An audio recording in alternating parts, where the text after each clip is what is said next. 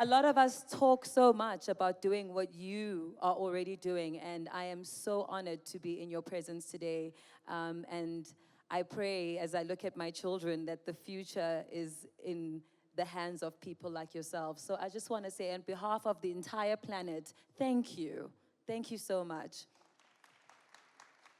Absolutely. Congratulations for the incredible work. We're really very proud of you. And we look forward to hearing of all the good work that you're doing as we kick off this discussion. Exactly. So, Kunjpreet, can I start with you? First of all, I pronounced your name perfectly, right? Yes, that's right. Kunjpreet. What does it mean? So basically, Kunj in Hindu means it's like a garden where Lord Krishna used to do his Ras Leela, like Ooh. his performance. Yeah. Oh, okay, that's nice. So you better perform today, girl. So as we saw, can you please help me pronounce this as well? Angiras, right? Yeah, it's called Angiras. Angiras, okay, and get it right, guys, Angiras. So as we just saw, Angiras is tackling two massive global challenges, plastic waste and carbon-heavy construction with your sustainable RICs.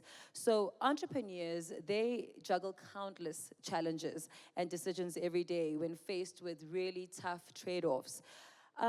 What guiding principle value have you refused to compromise in your work? That's absolutely right. As an entrepreneurs, we have to make such trade-off decisions every day, whether it's using natural resources compared to sustainable or recycle, or going for faster growth compared to cleaner process. But at Angiras, we have always prioritized impact versus the faster growth or compromising on other sustainability aspects. But at Angiras, we have always used recycled materials, sustainable materials over natural resources, always supported workers from marginalized communities, and that has always been our guiding purpose. And staying rooted to the purpose has always been my compass. That's beautiful. You know, there was a time where paper was the thing that needed to be recycled, so use plastic. Then it became plastic, actually, no, let's use paper and other things like that. So there's always blind spots for us as a human race when we look into the future. Do we have any waste or emission blind spots right now that you are aware of that everyone in here should also become more aware of? We all know about the plastic pollution that our world is going through.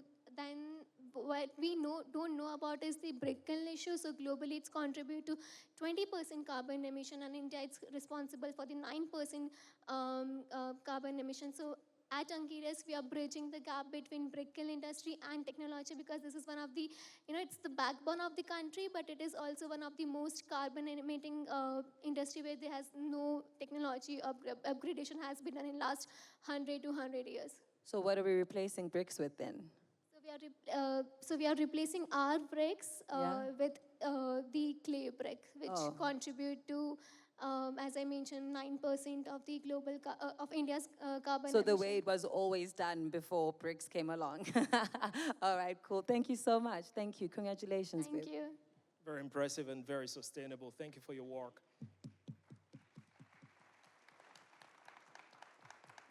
Sam, CLIP is democratizing access to clean mobility. And the work that you're doing is turning any bike into an e-bike. That's pretty transformative. Now, for a lot of businesses, growth is often seen as the ultimate goal. And it does come with challenges, but growth also comes with opportunities.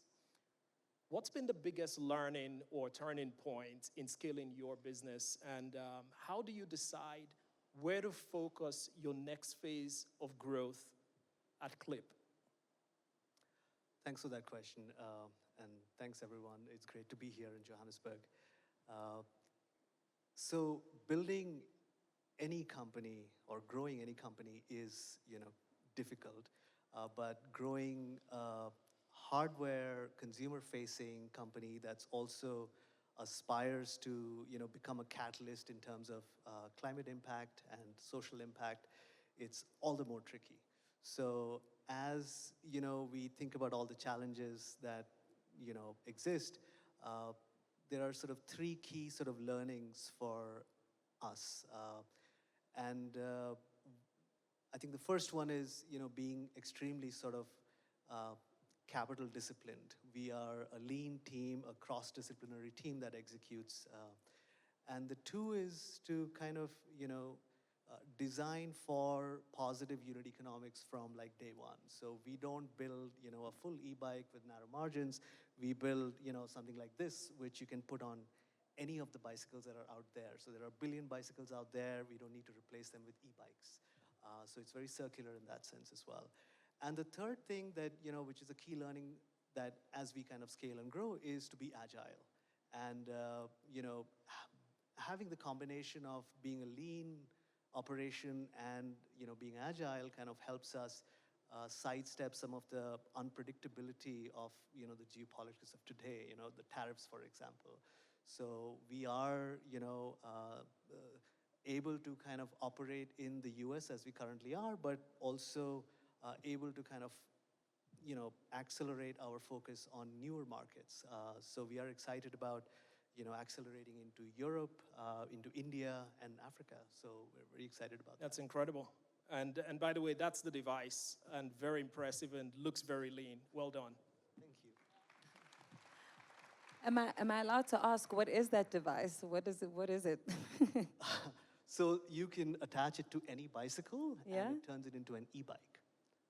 So you Wow. don't need- Okay. Guys, round of applause. So if anybody needs to, lose some pounds, there's an e-bike for you. Please Actually, the come bike by. you already have, you can just throw that on and, have some free exercise on your way to work. Thank you so much for that. To the beautiful lady front and center, Zizi Po, how are you, darling? I'm great. Thank you so much for the compliment. It's a pleasure. try. Please, let's talk about your name. I love your name, but tell everybody what your name means, because I think that says a lot about the work that you're doing. Sure. So I was named by my mother, and my name is Zizi Po. If you say it fully, it's Zizi Po Zetu, which means our gifts, a multitude, as it is. So shout out to my mom, who's somewhere in here. Yeah. So it's so important to see what's in a name because you are now a gift. You are the gift to multitudes, and I'm so honored to be sitting next to you. But please tell me, with Sheba Feminine reshaping menstrual care across Africa through sustainable products and social innovation, what's the biggest lesson you've learned in your entrepreneurship journey?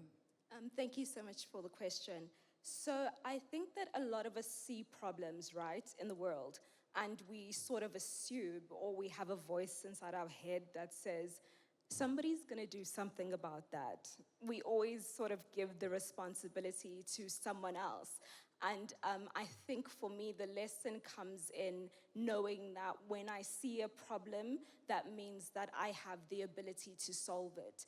And solving it for me means being courageous, right? First, being courageous enough to take the responsibility and to say that I can have a sustainable solution, I guess, for said problem.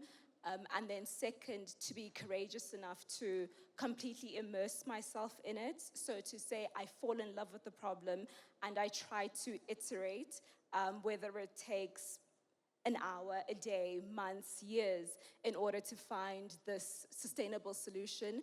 And then thirdly, I need to be courageous enough to walk into rooms like this and advocate for the communities that I'm trying to solve this problem for and with. And so ultimately, I think the biggest lesson that I've learned is that courage is how we solve the problems of the world. Powerful, powerful. That is great. Oh, I just want to talk to Philip real quick. Philip, okay, Philip is Philip, so shout out to your name. But your company, SOP, so guys, if you can spell this word, I will give you the prize money myself, just alone. SOP Shoket.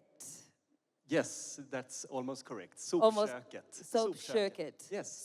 Sopköket. Sopköket. Sopköket. Everybody say it with me. Sopköket. There you go. So Sopköket has Proud built. of you. Proud of you.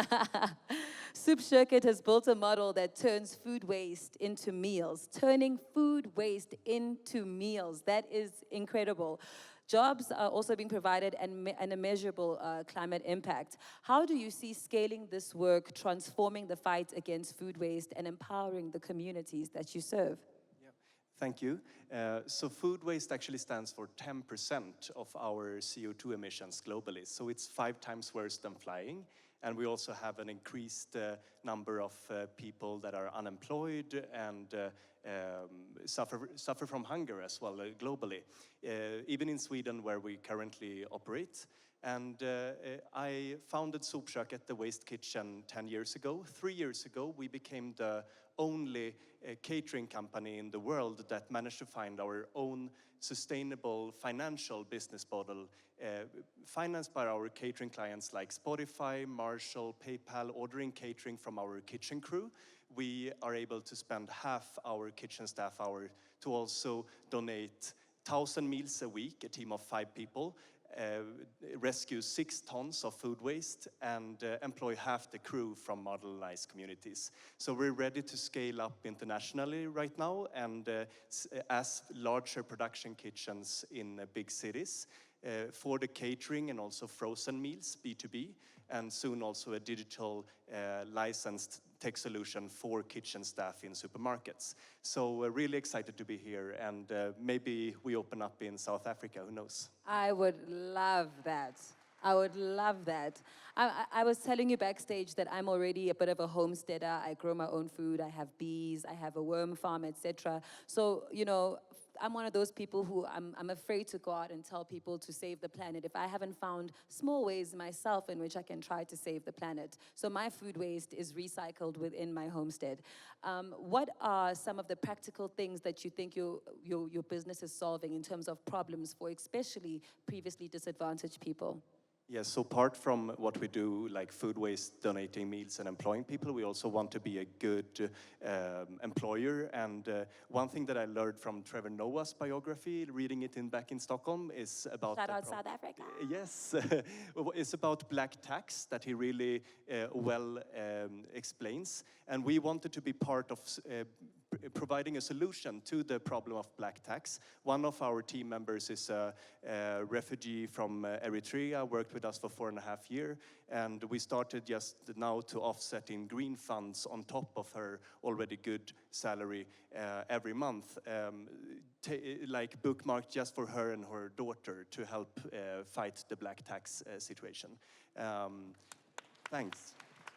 Another thing that we're trying to do since Ursula is here and other important decision makers is just quickly mention we want to legalize Scope 4, which is a climate measurement for CO2 emissions in corporations, governments and companies, which is basically the measurement for circular economy. Currently, it's not legal to use Scope 4 for climate measurements, but it would be a great asset for a quicker transit from linear to circular economy, making Scope 4 legalized.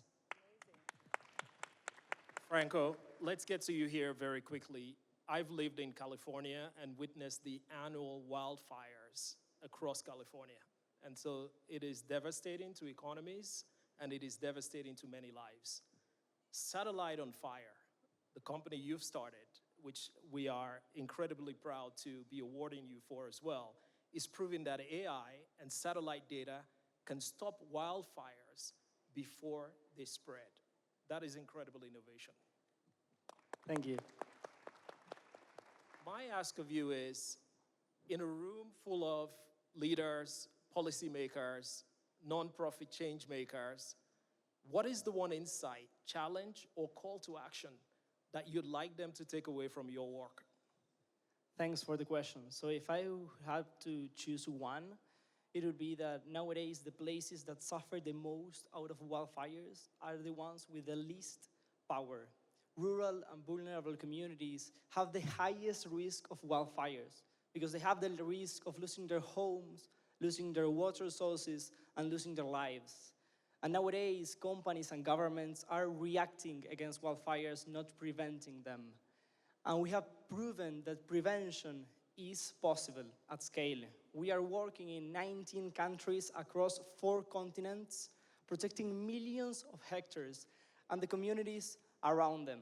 So if I would encourage you to do something, is not just to invest in firefighter equipment or reforestation projects, which are useful, but also to invest in prevention of the biodiversity that is still standing, to protect the people and protect and avoid the crises that are getting more relevant and more frequent every year. And if you want to fund a project that is at scale, we are raising our seed round and we are helping biodiversity and communities with companies. That's amazing, thank you.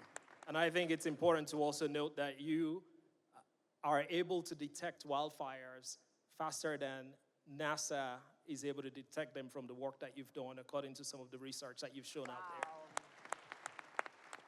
Thank you.